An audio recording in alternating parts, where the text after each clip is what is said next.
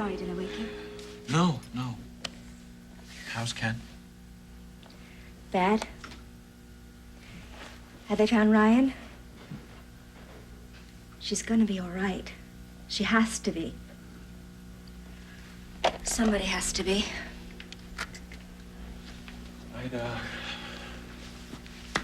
I'd like to know about Ken. I want to tell you. Everything. He's going to die. Oh, my God. Cancer. They diagnosed that tonight? They're 99% sure. He has a tumor on his spine. It's inoperable. There are more tests tomorrow, but... There must be some kind of treatment, chemotherapy? No, his system won't tolerate it. He also has a kidney condition, a second tumor. It would have killed him anyway, but not quite so fast or so painfully. When was that one diagnosed? 6, 7 months ago. Crazy thing about it is he's been in and out of Riverside Hospital getting treatments, getting dialysis, and nobody managed to diagnose him properly. I don't know, maybe they did. Maybe he would have had to complain, and he can't do that, even tonight. It's a lot of new information. Yeah, I'm kind of overloaded. So he was terminally ill before he came to New York? Yes. And you found out when? A few months ago. Well, he wanted it kept secret. Yes. Yeah. Barry's the only one that knew, and then he told me. Later on, he said that I should tell you, but I didn't. I believed it wasn't necessary to involve you. Ken's life and your life were completely separate, but now I realize they're not that separate. As long as I love you and... And? And I love him. I do love him. I know. I noticed that tonight, but you love many people. No. I want to let go of him. I want to marry you. So I can't lie to you anymore. You've lied to me. How? I realize it's the lies that keep you separate. That's what's terribly destructive. And if I can't share what I'm feeling with you, then we can't have that kind of closeness. Jill, what is going on? Ken and I have been lovers.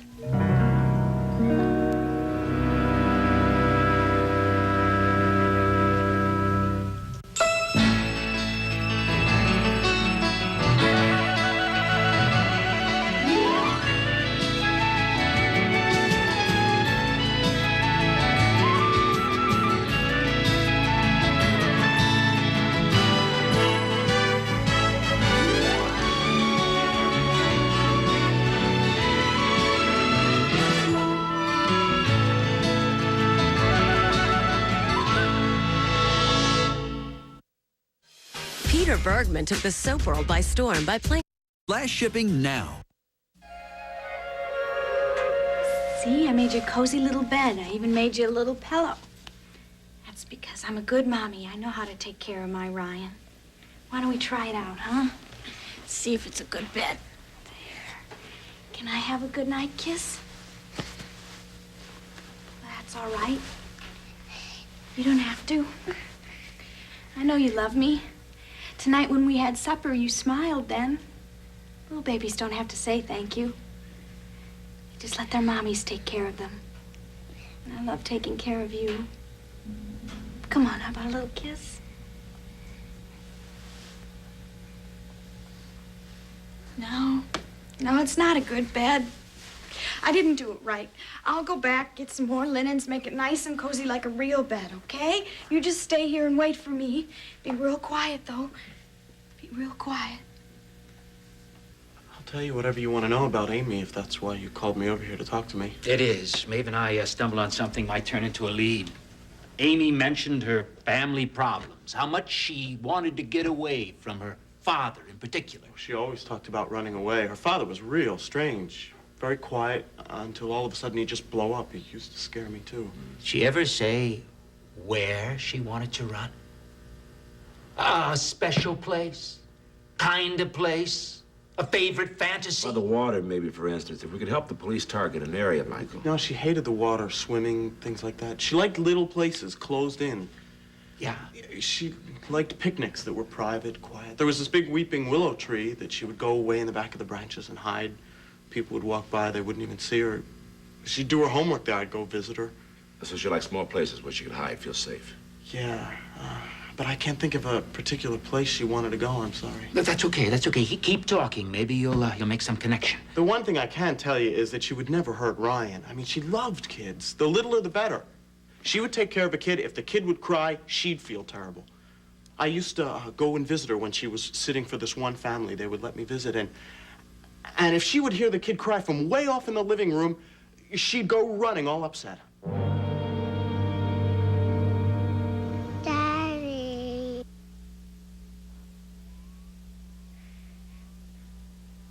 Daddy.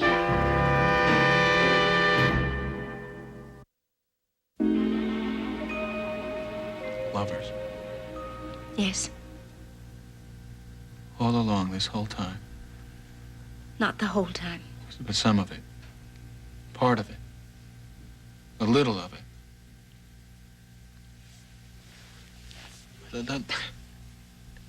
Let me see if I understand this now. You have been making love to me while I plan our wedding, and you've been making love to Ken while he's dying. Is that it? Do I have this clear? On one level? On one level. On the cut and dried factual level? Right, I know the level you mean. You mean the obvious level. The gossip level. The level where some idiot sees a famous rock star and a beautiful attorney, and the only conclusion is they've got to be making, they've got to be. And they were. May I tell you the whole story? Did you know how many of those idiots managed to suggest to me that my fiancée was spending an awful lot of time with her favorite client? No, I don't. Business trips and dinner dates and trips to London and trips to Denver. Your own sister almost said it straight out. You ought to be worried, Frank. You ought to see the obvious, right? No, I'm too damn smart. I trust you too much. I trust you too damn much. And I'm too damn smart. Wait, don't stop now. Come on, I love it. I'm fascinated. I really want to tell you And about I really want to hear it. But I don't think that you can listen. The hell I can't. Without sarcasm. Listen, my dear. Sarcasm I am allowed at the very least. Yes, all right. Let's have it. The night that Delia opened the Crystal Palace, you and I had a fight. Ken was on the terrace and he overheard us and he thought that we were breaking up. He approached me. He said as much after you left. A complete stranger. I didn't like him. I didn't like his assumptions. More recently, he's admitted that he was wrong about us. That he really likes you, Frank. Skip the stuff about Ken George Jones. Skip his case. Tell me about you. I was trying to start from the beginning. My first impressions changed. I agreed to be his lawyer and represent him. And I discovered that I liked him. He had a lot of things about him that interested me, his point of view. I started learning a lot from him. Ken is a very unusual man, different than anybody I have ever known. Not better, different. Tell me about you. There was no physical involvement until London, and that wasn't planned. And Denver was business. The appointments, the phone calls, it was all business.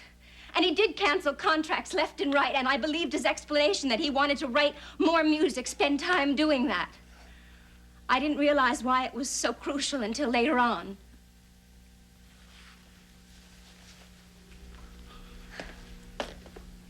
I Yeah, no, you know, maybe you're right. Maybe I can't listen to this.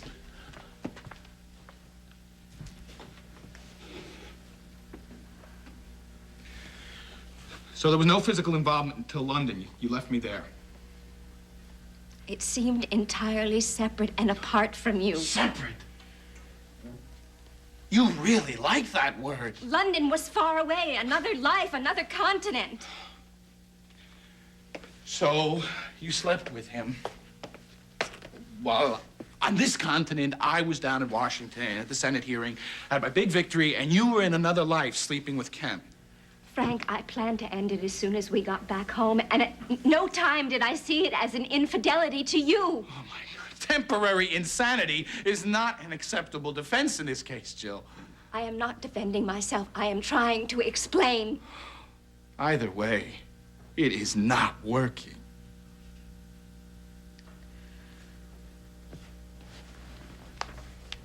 I wish I could say to you that it hadn't happened, but I don't mean that. I mean that I wish it didn't hurt because I hate hurting you. Let me tell you some of the good things, some of the discoveries I've made about me. By all means, sure. Frank, I realize why I was open to this. Not Ken specifically, but something or someone who would Who would what? Get in the way of our marriage, right? A roadblock. That's what you used to call it. Yeah. You inevitably find one, don't you? You're right. Now I've got your attention. So you admit, you admit that's why it was done. I admit that the whole idea of a lifetime commitment terrified me. I know, as I've always told As you always have. But now I discovered it for me, and it is finally true for me. But more importantly, I have stopped being terrified. And I owe that to Ken.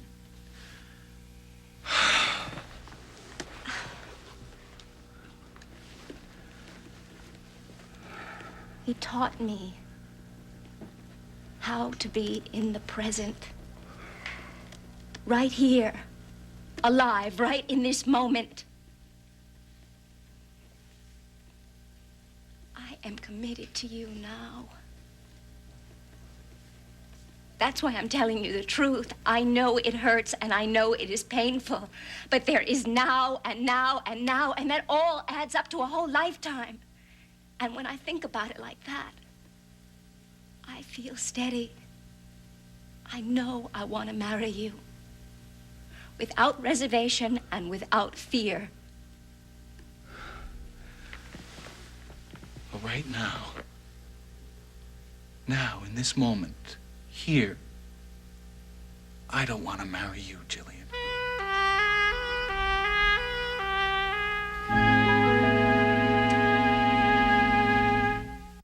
A marriage is tested. Her father scared her to death. He used to hit her. Not very often, but she would never know when it would come. Her mother, I guess she loves Amy, but she was like a shadow. But there's a closeness between them. Well, a little. One time, she came by my house, Amy, and it was late one Sunday night. My mother didn't think it was right, but she left us alone in the kitchen, and for like 10, 15 minutes, Amy didn't say a word. She just held my hand real tight. It hurt even. I remember thinking how strong she was. And anyway, I figured something had happened with her father, but finally when she told me, it wasn't. It was her mother. Her mother had made this dinner. She was sick or something, and she got up and made dinner for Mr. Morse. And that was it. And Amy was so mad, she could, like, throw things around, break down doors, smash up everything. But she couldn't let it out. She finally said, he hates her and she stays with him over and over. He hates her and she stays with him. I can still hear her. I cared about Amy. You know, she really needed me, but I couldn't marry her. I was glad about the abortion. There's a lot of anger in Amy. She would never mean to hurt Ryan, but with things all mixed up about what's real, maybe she could. Yeah. We gotta find her. Daddy!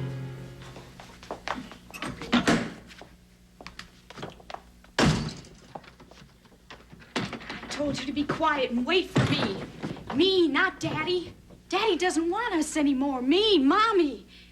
Now, you gotta be quiet or else they'll come and take you away.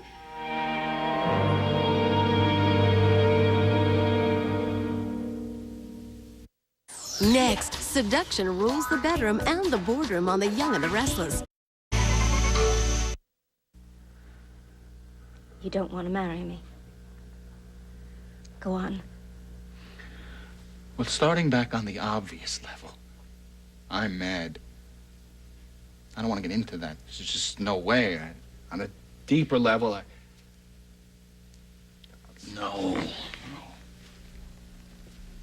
I've got to ask you some questions. You've talked, but not nearly straight enough for me. I tried. I am not exactly cool about all of this. You seem cool, Jill. A few minutes ago, 3 or 4 nows ago, you seemed absolutely remote. That is known as sadness and exhaustion and fear. Fear? But you stopped being afraid. Or didn't I get that part of it clear? Or are you afraid about him? Just ask the questions. Has Ken come on to you steadily like this since that first night you met him? I suppose. And you still accepted him as a client? I specifically made that a business arrangement, and I believe that my intentions were pure. I do not give you permission to grill me. I do not care to grill you.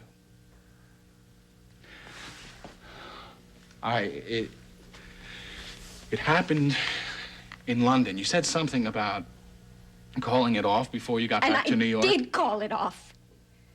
What we had was beautiful, and it was over, and my first priority was you. And then he told me that he was fatally ill, dying. So in London, you didn't know he was sick.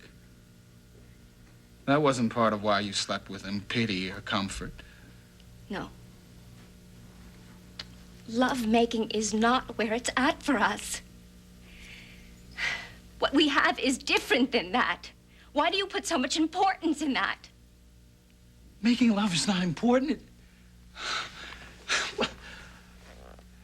So then it hasn't continued in New York, right? It has. Not much. You're not able to get away very often. Please stop it. When was the last time?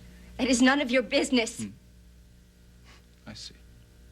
Frank, how do we do this? How do we get through this? We are in love with each other. Who's we? Who's we? You and Ken? Or you and me? I can't do this. No, I'm no, sorry. no, you have to. You started this little heart-to-heart, and you're going to finish it. Now, I asked you a legitimate question. It is coming out of confusion, not sarcasm. If you're so ready to get married, how is it going to work? You tell me. Will you drop him? It is only a matter of weeks for Ken. It's only a matter of days to our wedding. I know that. Then you're going to go through with it. I want to. If you want to, if there's a way to settle this and make it right for us. Well, suppose Ken is still alive when we get married. He may well be. Yes. And you can see yourself going off for 2 glorious weeks in Puerto Rico.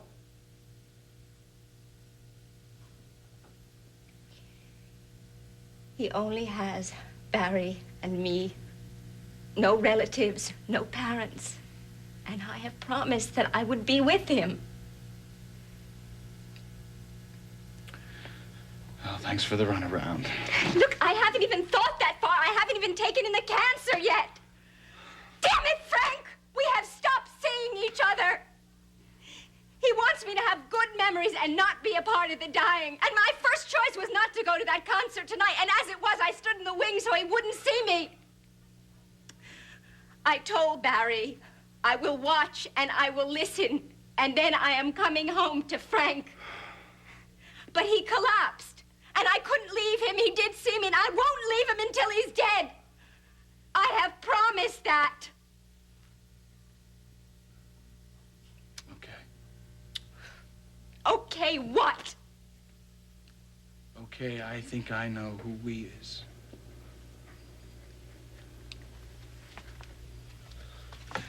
Are you going out or are you leaving? Because if you're leaving, I think that you better tell me.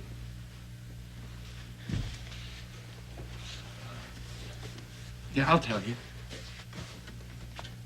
I've given you my love.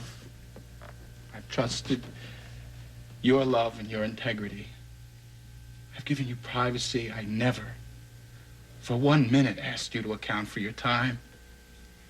I never thought of that. Now, that's not quite true. I had suspicions. But more than once, I wanted some reassurances. I wanted to ask you for some reassurance, but I couldn't. It was a breach of faith, Jill. It would have been an insult to ask you that. I couldn't. I would never insult you. Yeah, I'm leaving. It's one roadblock too many, Jillian.